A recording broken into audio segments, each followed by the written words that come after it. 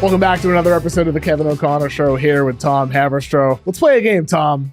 Panic meter. We're going to talk about some teams that are in iffy situations right now. I'm going to ask you, is it time to panic? And you're going to give me three answers. I'm chilling, I'm sweating, or sound the alarms, all right? All right, let's do it. All right, let's start out with the Boston Celtics. They are 28-12 on the season, second seed in the East. Everything looks great if you just glance at the standings, but over the last month, they're 7-7. And ever since they started integrating Kristaps Porzingis back into the lineup, their defense with him on the floor has really struggled. 112.5 defensive rating, a team worst of all rotation players. Doesn't seem like he's moving quite the same way he did pre-injury, but it's not just him. The point of attack defense is not the same from the guys you would expect it from. Is the defense bored? Is it tired? If they're bored, they're the defending champions. If they're tired, I mean, it's also indicated on offense, 25th over the last month with a 34% three-point percentage. The offense feels stagnant. They're falling into old bad habits. Maybe there's a me first, disease of more type of issue. Regardless, 7-7 in the last month, Tom. Is it time to panic about the Boston Celtics? I'm going sweating here, KOC, and it's not like Patrick Ewing in a Game 7 sweating, but it's more like Boston Celtics are going to have to figure out a way to get positive minutes out of Kristaps Porzingis. It's really weird. If you look at the numbers this season, KOC, when he's on the floor, the Celtics have a negative net rating. It's negative 0.9 this season, meaning every 100 possessions that Kristaps Porzingis is on the floor with the Boston Celtics, they're actually getting outscored in those minutes per 100 possessions. Now, what is that from? You mentioned the defense and that the defensive rating has not been great when Kristaps Porzingis was moved back into the starting lineup. He's been in and out. When he is in the starting lineup, the Celtics are 5-5.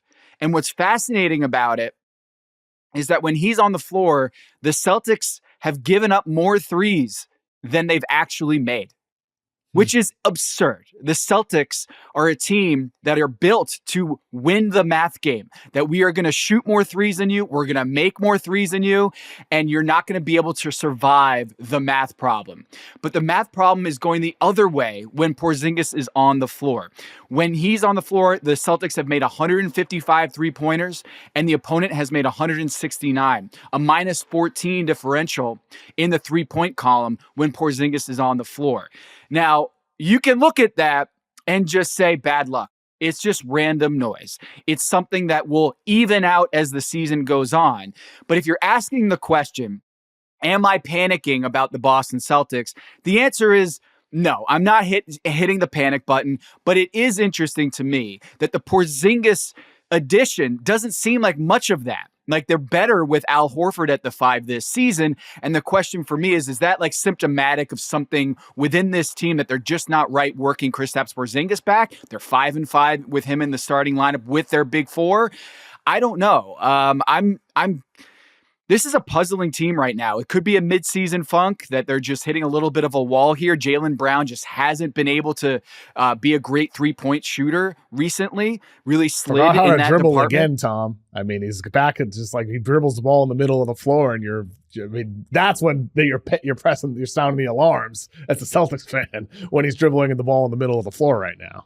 That's right. That's right. And that's where you hit the panic button there, is that's not what they want to do offensively, right? But it just is, it's odd, isn't it? Like the idea was, all right, once they get KP back, they're going to be fine. It's going to, wait till you see that. But that starting lineup, their best starting lineup, last season it was 28-9, and this year it's 5-5. And something has to click better.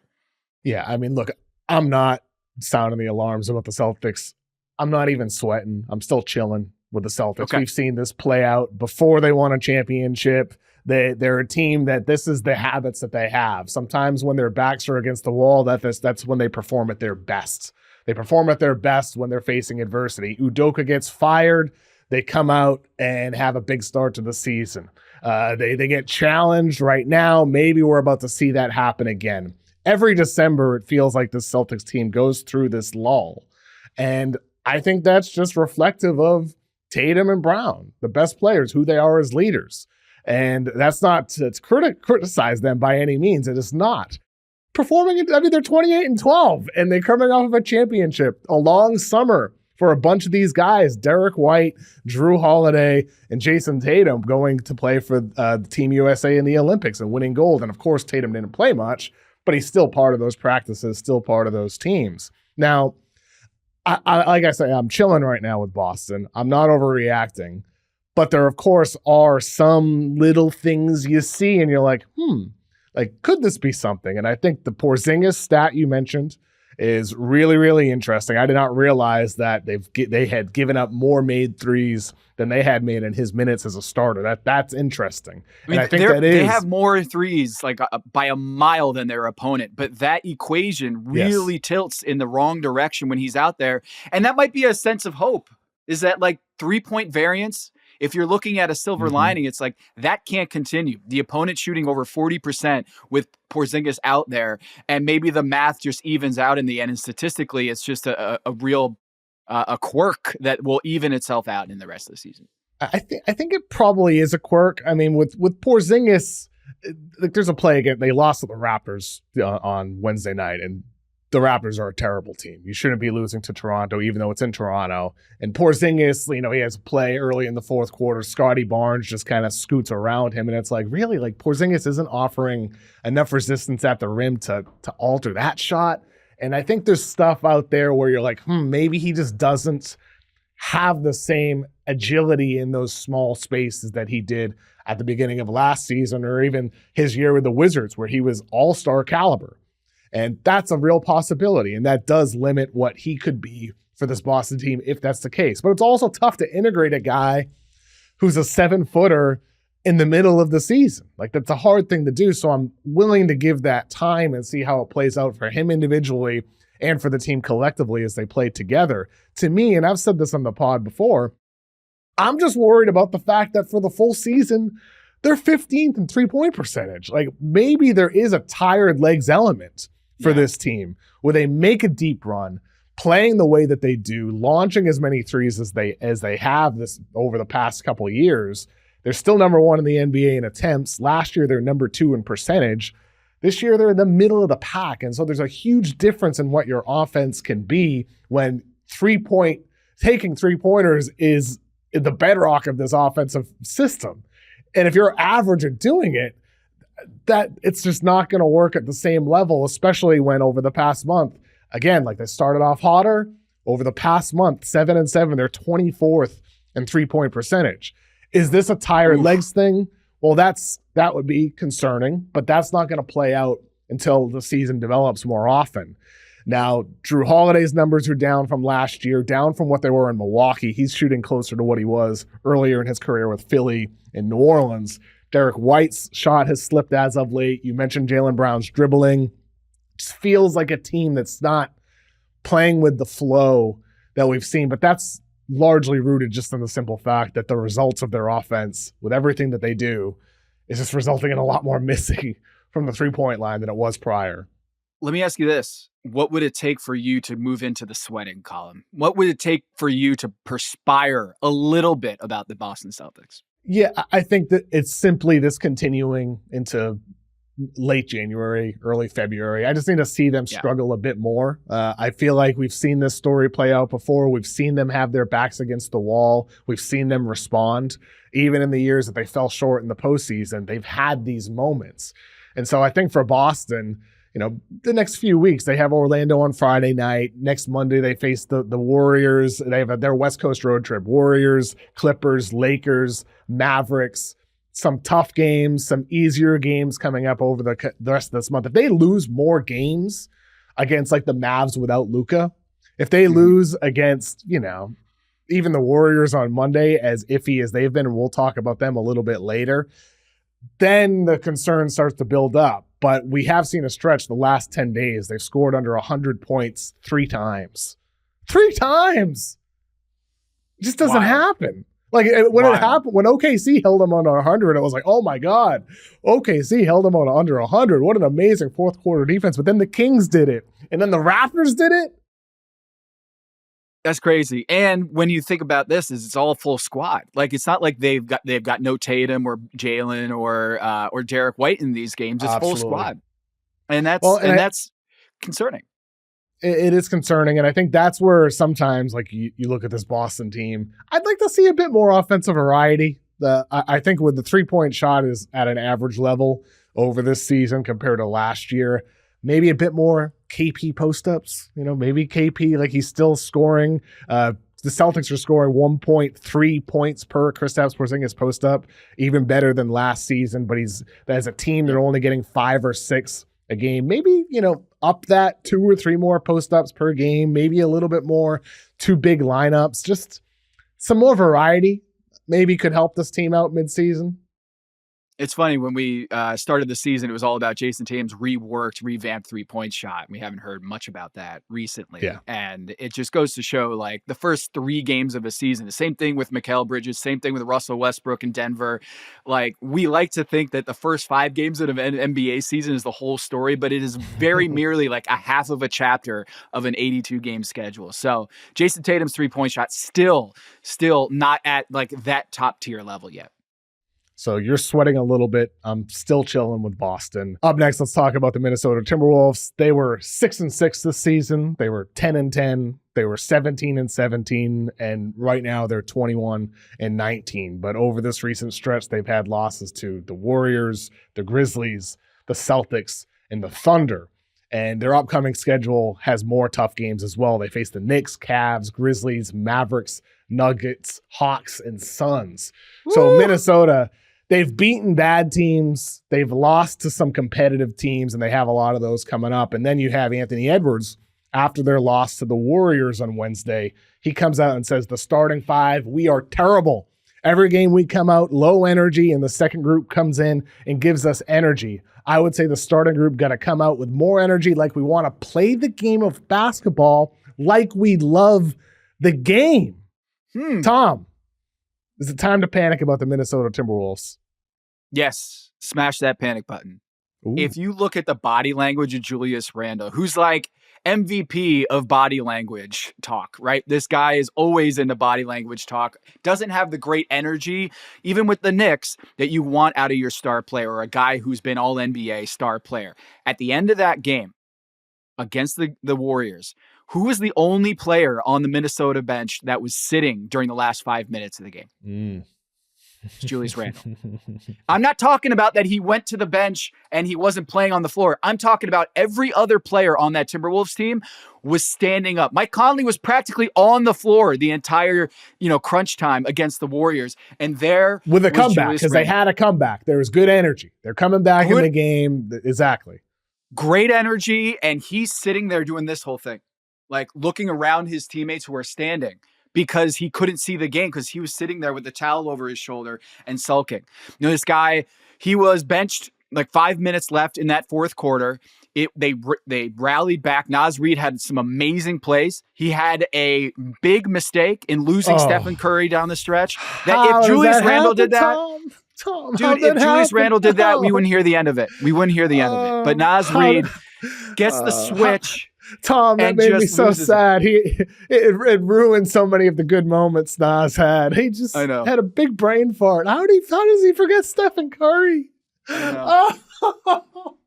Just like gets a switch, right? And they're like, the Warriors are like, this is exactly what we want. We want a big having to trail Steph Curry around the court. Oh, wait, he's gone. And he hits it. Right before, that was the big highlight, right? Was the viral moment of Steph Curry talking to the fan in the stands. It was because Nas just lost him. Just totally forgot. Oh, yeah. That's my guy. And you saw Ant just go, come on. You lost him. But look, I think it's over. I think the Julius Randle era in Minnesota is just about over. When you look at the last play of the game, they had to bring back the guys onto the floor because it was, there was still a little bit time left. But who had already left by then? Julius Randle. He was the first guy to leave, and he was already out of the arena by the time the game had ended. He left before the play had stopped. So you look at this. Julius Randle has been on the bench for clutch time 2 out of the last 6 times they've had clutch games. He's played only 40% of the Minnesota Timberwolves clutch minutes since December 31st. They've already made the signals. You've already heard Ant Edwards talk about how we need more energy. We're getting killed in the starting lineup. I think it's over. I think Julius Randle If it doesn't happen in the next game, Chris Finch is already thinking about making a starting lineup switch and moving Naz Reid into the starting lineup in place of Julius Randle. Something, KOC, we've been talking about all season long, as I don't know how the Minnesota Timberwolves are going to last as a title contender with Julius Randle starting over Naz Reid. And it seems like Finchy is looking at this situation by playing Naz Reid the last 17 minutes of that game and saying, you know what, he might be our guy instead of Julius Randle. I mean, look, Finch is, he's throwing darts, trying to figure this out, and gotta credit him. He puts DiVincenzo in the starting lineup over Conley as of late. Conley, like, all due respect, he's had an awesome career, but he's 37 years old. He looks done. He can't get into the paint anymore. He just can't create for others in the same way that he has before. 36% from three is like not horrible, but it's below average. And with his other limitations on the floor, he needs to be way above 40%. So DiVincenzo coming along, that's a good thing for them. Yep. And you said it. They need to replace Randle in that starting five. They have to. And I thought the stat you shared about 40% of his minutes in clutch time. The time he does play in the clutch against that Memphis team over the weekend, under a minute left, ISO against Jaren Jackson Jr. and Julius Randle with the dubious handles, to quote Walt Frazier. What are you doing? Going at Jaren Jackson Jr. with those dubious handles. Oh my God. Like, if I'm a Timberwolves fan, I'm screaming at the TV because it happens time and time again with him where he just gets this blinders on and he doesn't see anybody else out there. It's just him and the ball and the rim. He doesn't even see the defender in front of him sometimes. That's Jaren Jackson Jr. Make a play for your teammates. And that's why it's moments like that. That's why Chris Finch is opting for others in those late game situations over Randle. And it's the right choice. Randle might be starting these games, but he's not finishing a lot of these games. And that's how you know. That's how you know. Like, exactly. It's coaches have always told me, like, it's not about who you start, it's about who you finish. And I think you've seen time and time again as of late, over the last few weeks, Finch is deciding Julius is not my guy. Yes, and they need to move him. They have to find a way to move him. Have to. And that's the problem here is, like, how do you move him? It's the same Jimmy Butler situation in a sense where it's like his trade value right now is an all-time low. He's going into a free agency year. And if you're Julius Randle and you're acquiring that guy, he's going to want to make his money back, right? He's going to want to get into a situation where he has an ability to show that, look, I'm the guy. I can be that guy for your team. But how many teams are looking to add that energy that Finch is already decided, like, I'm going Naz Reid? And look, awful. I am smacking the panic button here, but they do have a great option in Naz Reid. Like, he's awesome to replace Julius Randle. The writing's on the wall. Question is, who's going to take on Julius Randle? And what's interesting to me is that trade, Donte DiVincenzo, Julius Randle, and the Detroit first-round pick coming from the Knicks for Cat. That Detroit first-round pick, lottery protected, kind of looks pretty good right now, doesn't it? Because the Detroit Pistons are going to be, in the playoffs if Cade Cunningham and the supporting cast continue to play this way. That's going to be a first-round pick that Minnesota can trade this offseason if they want to move Julius Randle somewhere and entice another team to take on that energy of Julius Randle. What about the Raptors? Bruce Bowen, Chris Boucher, those salaries match. Maybe you toss in that Detroit pick and just to entice Toronto to make that move. I don't know, but that seems like Toronto with the veterans on their team. That's one team I would be calling and saying, like, look, you take in Julius Randle. I know he's not going to be part of your long-term plans, but we'll kind of give you a sweetener here. And I don't know if the Minnesota Timberwolves would do that deal, but I do like those pieces better than what Julius Randle's bringing them. I'm intrigued. Bruce Brown would be really a nice fit. He's the anti-Julius Randle. Did I say Bruce Bowen? Did I say Bruce Bowen like Spurs? Spurs Bruce Bowen? Do you think he would be better right now for the Timberwolves? Bruce Bowen at what, age 50? How old is Bruce Bowen right now? Bruce Bowen. That's what it's come to, 53 KOC. years old. That's what it's come to. Come on down, Bruce Bowen. Yeah. But yeah, I think Bruce Brown, that's a good target for Minnesota. But with Randle, I think you're right. There's an element of he has a player option for next season. He probably wants long-term stability. I got to get mine.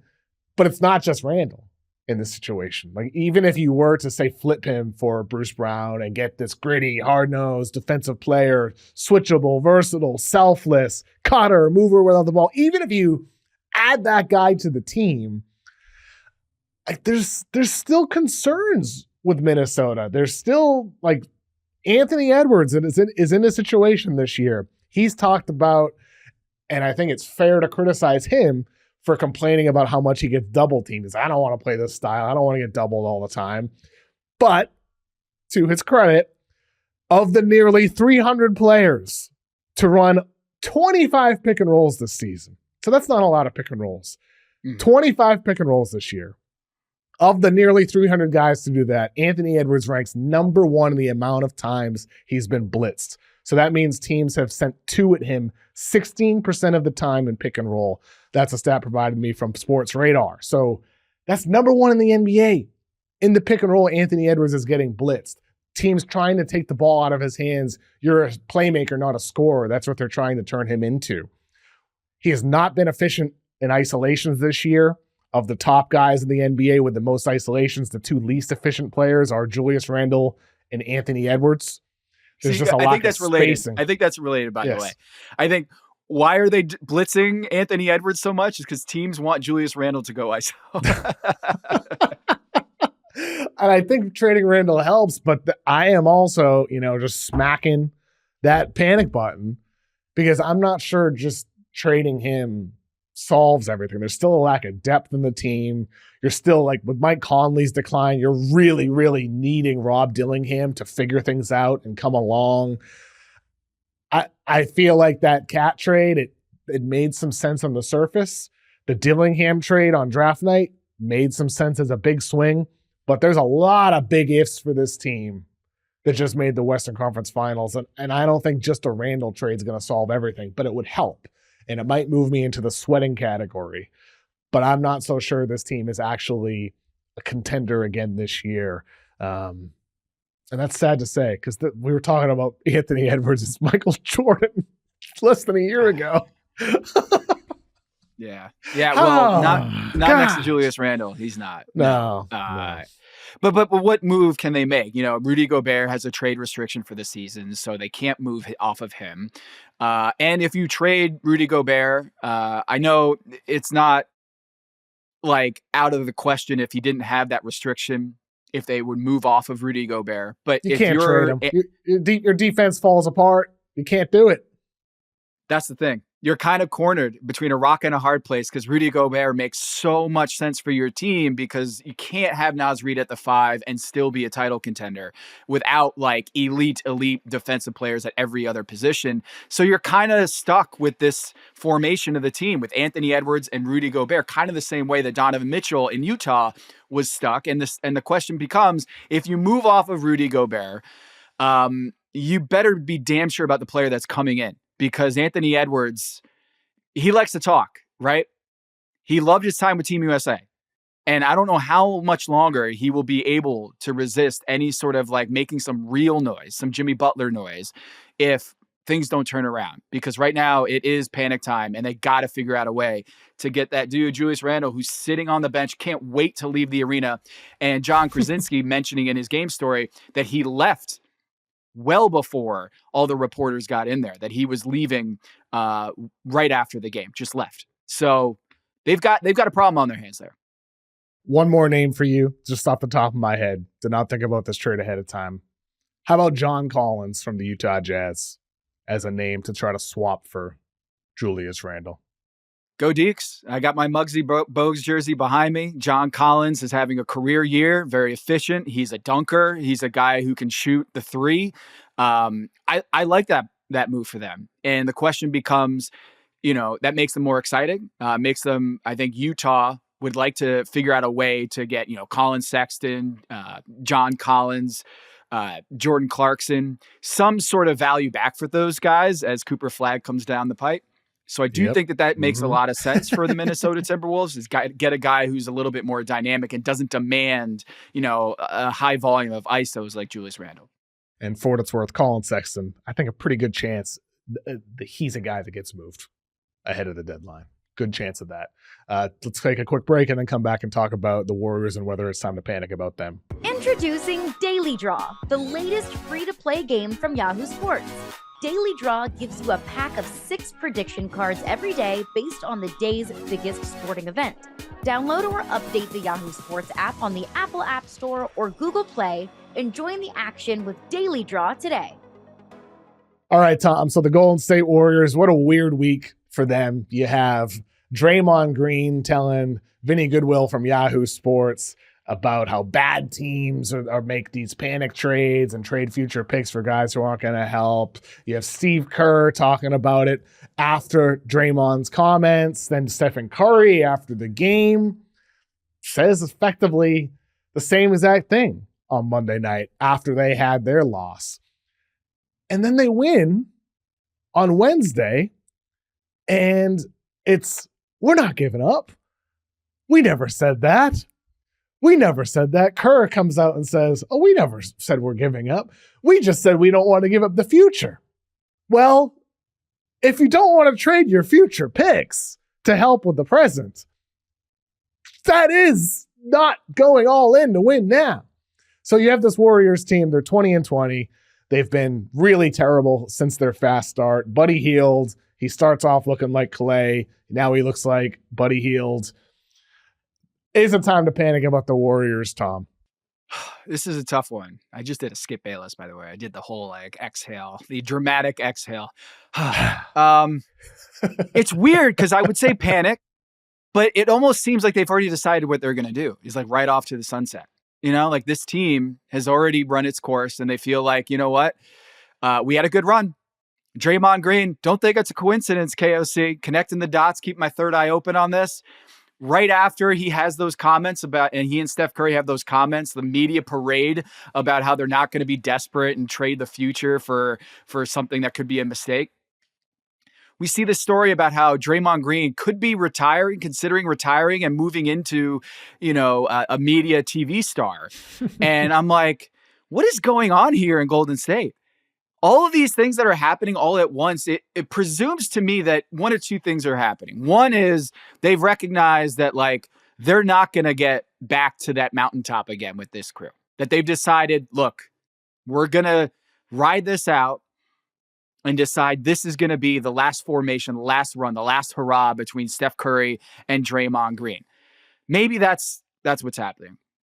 Or behind door number 2, is they have a big fish that they know is already coming this summer, that they already have those assets and those kids that they're going to trade Kuminga and they're going to move all that good young players for a guy that Steph Curry and Draymond Green already know are going to be coming this summer. And it's not going to make sense to give away those assets for maybe Jimmy Butler when they got someone bigger that's coming down the pike. I don't know, but it does seem strikingly unlike Steph Curry to be not this competitive, to just be checked out, being like, yeah, I don't want another third star if it means giving up all these assets. It's very strange. And I wonder, KOC, I would say panic button. I'm sweating a little bit only because it seems like this is heading for a divorce of some sense where Stephen Curry's looking at this I'm okay if we decide that we're not going to compete at the highest level. And maybe they're laying down the track of Draymond Green retiring or something. And that Steph Curry is going to say, please get me somewhere where we can compete. I want to go somewhere where I can compete at a high level, whether that's with the Spurs, like you wrote about in your great column this week, or whether it's with Denver. But it does seem like this is over. The Golden State Warriors, as Steph Curry and Draymond Green being the face of the franchise and trying to win championships, it does seem like it's over. It reminds me so much about Tom Brady's final year with the Patriots, where the Patriots were, entering cap hell. It was going to be tough for them to make moves, improvements to the team. And Brady looks at this situation, there's friction with Belichick at the time. He's wanting to still win. And he's like, you know what? I'm going to go. And he had an opportunity to sign with either the Buccaneers or the Chargers. He chose the Bucs. He played 3 more great seasons there, won another Super Bowl, his 7th, and he more than cemented himself as the NFL GOAT. He already was, in my opinion, after the 4th Super Bowl, but after the 7th, it's like, okay, even the haters at this point can't not acknowledge that this guy's the GOAT. And so Stephen Curry, the thing was so weird about his comments about there's a responsibility to put the franchise in a better place than you left it. You did. You already did. Like, you could retire tomorrow. The franchise is in a much better place. You could trade all of those future first-round draft picks and never win again, and the franchise will still be in a better place than it was when you got there, right? What is their franchise valuation right now? Is it like $9 billion? Didn't Laker buy it for like $600 million? So Steph Curry has made basically $8 billion or whatever it is for the Laker family, and like, the fan base has already had their amazing memories. Like, what does Steph Curry owe to anybody in this situation? Nothing. So, like, Brady, jersey still gets retired. Statue's still getting built. He's still a god in New England, even more of a god after winning somewhere else. If Steph were to leave and win somewhere else, every Warriors fan is going to be rooting for him. And if he were to win another one, it would only magnify his legacy in Golden State, even if it happens somewhere else. I think Brady's evidence of that. Now, I don't think Steph would ask for a trade. I don't think he would, considering how much him and his wife Aisha have built their life in the Bay Area. They have kids there. That's the only life they've known. They have their businesses there. I just can't imagine him leaving it. I think the inverse is more likely, that he would retire a bit earlier than people might anticipate, even if he's still at the top of his game, including maybe after this next contract when it ends in 26, 27. I don't think Steph's going to ask out. But I think every action from the Warriors front office has been, we're fine if you do. In fact, it might actually be better for us if you do. Because you talk about leaving the franchise in a better place. What is a better place than like having all this success and then getting to trade you to get even more assets, like the Celtics did with Paul Pierce and Kevin Garnett? And then that leads to Jason Tatum and Jaylen Brown and another championship and years of success. That's what leads to sustained success, is the ability to trade Stephen Curry. So if Steph really believes what he's saying about, leaving the franchise in a better place, asking for a trade accomplishes that this offseason, because this team will not win another title unless there's some, I don't know, like Giannis. Unless Giannis has come into Golden State, who is the other star that would actually position this team to win another championship with Stephen Curry and Draymond Green? I just don't think that guy actually exists this offseason. And don't tell me LeBron James. He's over 40, Tom. Yeah. Okay. All right. Let's play this game out. Okay. So Steph Curry, let's just hypothetically say Steph Curry has a little list of teams that he would like, hey, not saying trade me, but if there is a trade, I'd like these places. Is he coming home? Is he coming home to Charlotte? No. The Dwayne Wade move, where he's had his whole career with one franchise. He's going to have a statue, however horrendous and nightmare fuel it is. He'll have a statue in Miami, just like Steph Curry will outside of Chase Center. Does he go home for LaMelo Ball? I'm just throwing it out there. If you want to sell tickets, you want to keep Chase Center filled out, you want to build some assets for the future, maybe LaMelo Ball. They already passed on LaMelo Ball to get James Wiseman. Just saying. Charlotte's not helping him win a title, though, Tom. He needs to. He needs to be going for more. Like the quote I had in the story from Anscape. He told Anscape last year, it would mean everything to win a 5th championship. He talked about moving up the echelon. Bill Russell has 11. You'll never catch him, but Kobe with 5, Jordan with 6, Duncan with 5. He's talking about these guys. The only thing that's going to move Steph is winning more titles. Going home like to Charlotte, that's not going to accomplish anything in that regard. His brother, Seth, and his father, Dell, is on the broadcast team. Seth can go somewhere else. Seth. Come on. I have an extra, bedroom here that I can maybe house Steph Curry. I'm just trying to make this happen. It'd be a nice story, right? But it's not going to lead to championships unless they have something else. Okay. How about Another this? Big move. You mentioned Denver and San Antonio. I think Denver gives him the best opportunity to win a championship right now. But San Antonio would be really cool. I mean, Steph and Wemby right now, do you think that would be enough? And I'm assuming they would have to trade Steph Castle the other way and some picks. Do you think it's enough? Tom? No, they would have to get more. San Antonio, the rest of their roster's not there yet. Like to me, the other teams, like those are like fun ideas. Denver, less likely. San Antonio's not quite there yet, as fun as it would be. The Magic, the Rockets, even the Timberwolves. Somebody like that where you have an elite defense, and then Steph helps amplify that offense. That's where I look at it. And I'm like, maybe that could lead to titles. Trying to see if the math works here. Fred VanVleet and Reed Shepherd for Steph Curry.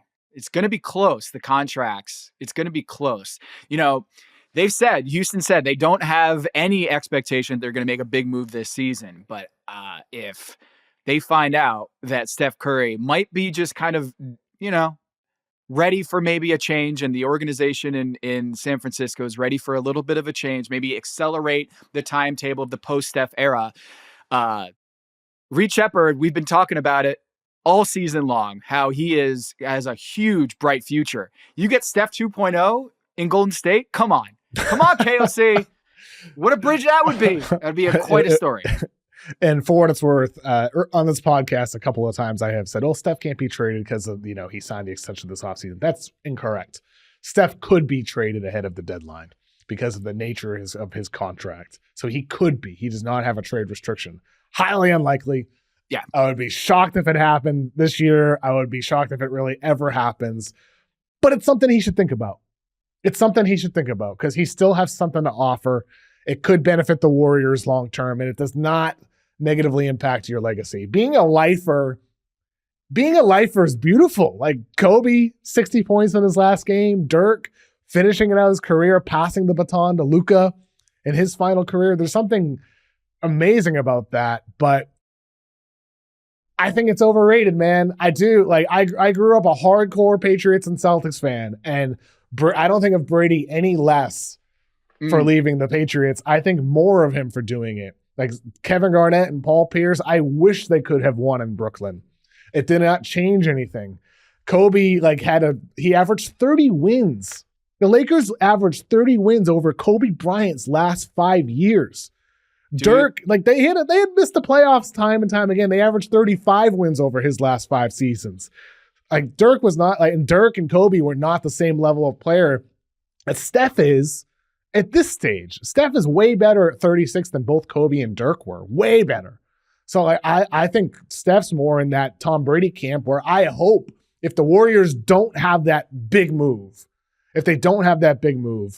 I would hope that at least it's a strong consideration for him, and it would benefit the Warriors too. It really would.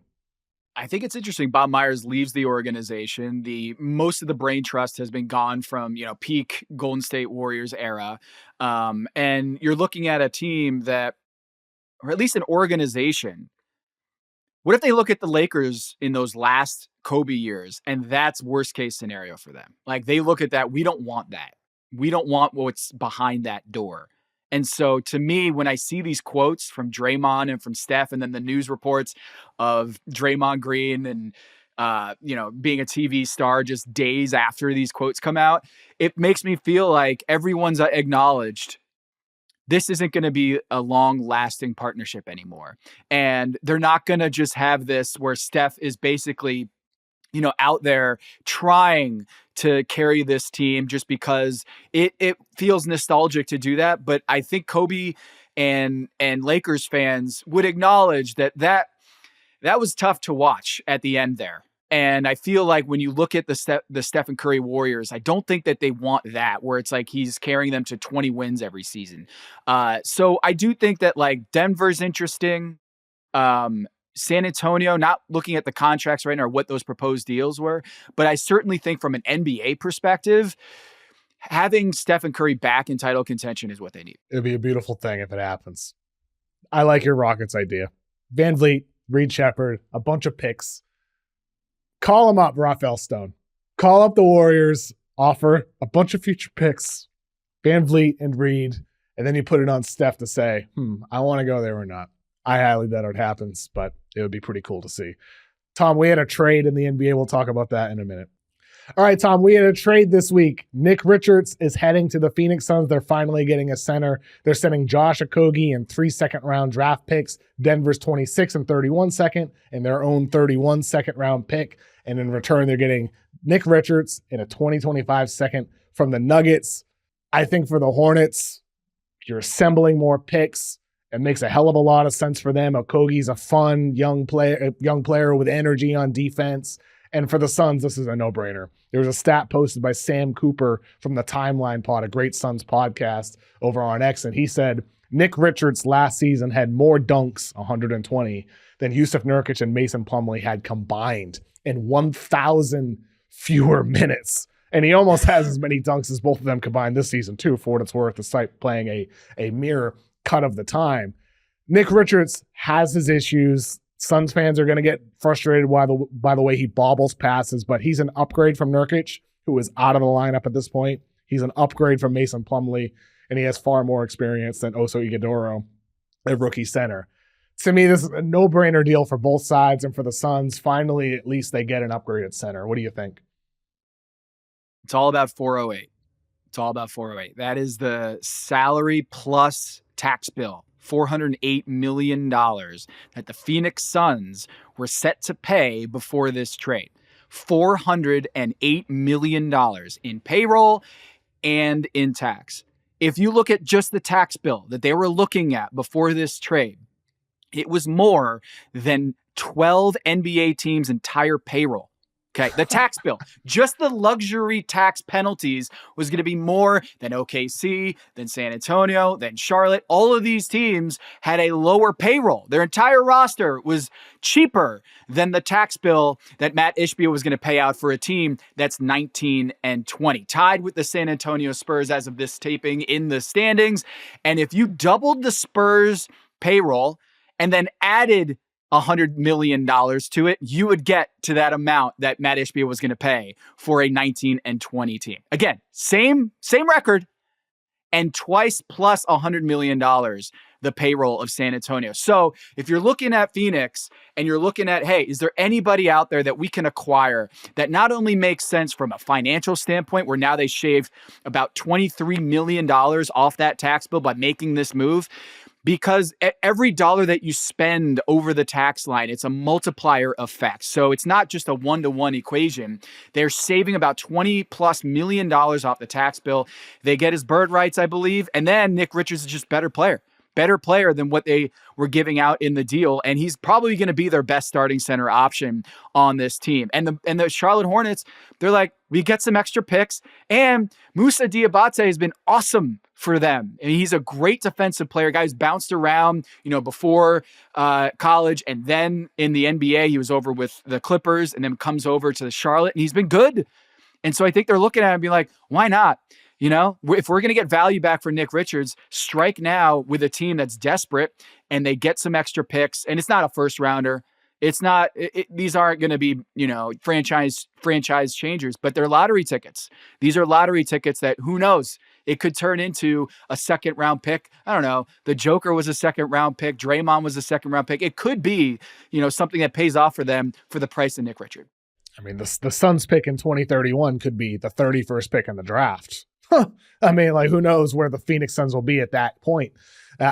So I think for them, Phoenix, their 2031 first that they still have is one of their only remaining assets. They have their first in 2031. They have that Nuggets second this year in 2025, but not a lot else. I don't think you're going to be trading Ryan Dunn, who's been great defensively for you as a rookie. You're not going to be trading Oso, who has shown promise as a backup center this year. So your youth, you're not moving that.